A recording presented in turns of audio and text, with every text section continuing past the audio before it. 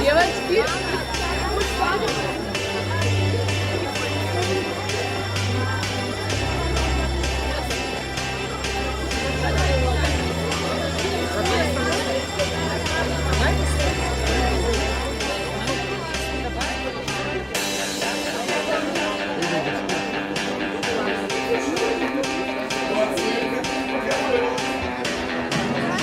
Девочки, возьмите, умоляю, им ходить нельзя, что ли, я не поняла.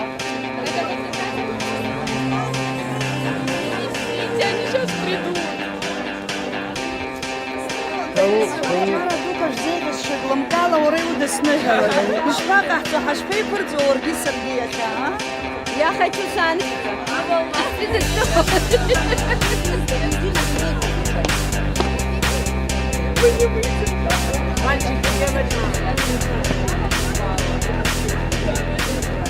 Я вас всех поздравляю.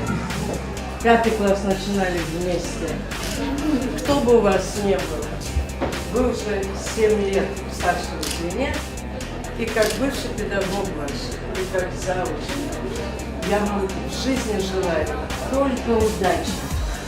Все, что мы в течение года делали, говорили, это только для того, чтобы потом вы пришли и сказали: спасибо, нас надо было еще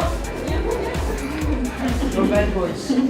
Счастья вам, здоровья, успехов, чтобы все экзамены, которые сейчас у вас начнутся, они прошли успешно. Кто уже студент, удачи вам в жизни, счастья вам, всего хорошего. Спасибо. Правда.